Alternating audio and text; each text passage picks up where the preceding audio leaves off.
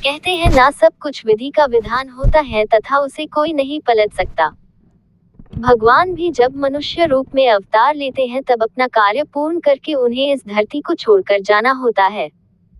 उसी प्रकार जब भगवान राम का इस धरती पर समय पूरा हो गया तथा उनके धरती छोड़कर जाने का समय निकट आ गया, तब उन्होंने स्वयं से पहले लक्ष्मण को वापस भेजने की योजना बनाई।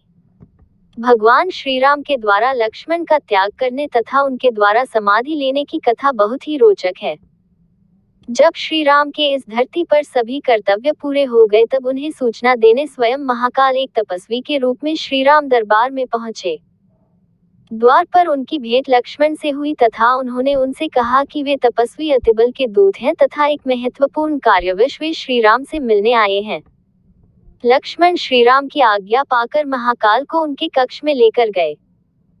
जब श्री राम ने महाकाल से उनके यहाँ आने का कारण पूछा तो महाकाल ने कहा कि वे जो संदेश लेकर आए हैं वह अत्यंत गुप्त है, इसलिए जब वे इस संदेश को उन्हें सुना रहे हो तब उस समय उनके कक्ष में कोई न आने पाए। यदि कोई उन्हें बात करते हुए सुन ले या देख भी ले तो उसे प्राणदंड दिया जाए। तपस्वी की यह बात सुनकर भगवान श्री राम ने लक्ष्मण से कहा कि वह द्वारपाल को भेज दे तथा स्वयं कक्ष के द्वार पर पहरा दे।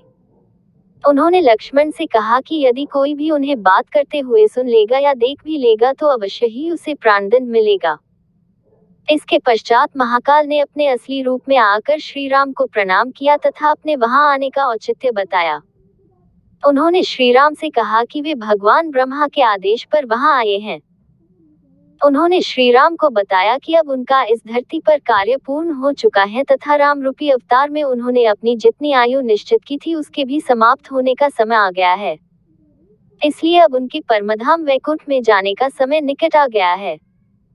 श्री राम ने भी महाकाल से कहा कि वे ये जानते हैं कि उनका इस धरती पर समय पूर्ण होने वाला है तथा वे भी अब अपने धाम लौटना चाहते हैं, इसलिए वे ये संदेश भगवान ब्रह्मा तक पहुंचा दे। जिस समय लक्ष्मण द्वार पर पहरा दे रहे थे उसी समय महर्षि दुर्वासा वहां आ पहुंचे। उन्होंने उसी समय लक्ष्मण को कहा कि वे उनके आने की सूचना तत्काल श्री राम को दे। लक्ष्मण ने उनकी क्षमा मांगी तथा कहा कि श्री राम अभी एक आवश्यक कार्य में है, इसलिए वे अभी उनसे नहीं मिल सकते। उन्होंने महर्षि दुर्वासा से कोई भी बात उन्हें बताने को कहा, अन्यथा श्री राम की प्रतीक्षा करने को कहा। ये सुनकर ऋषि दुर्वासा नाराज हो गए तथा उन्होंने कहा कि यदि उन्हें क्रोध आ गया तो वे इसी समय अपनी शक्ति से श्राप द्वारा पूरी अयोध्या को भस्म कर देंगे।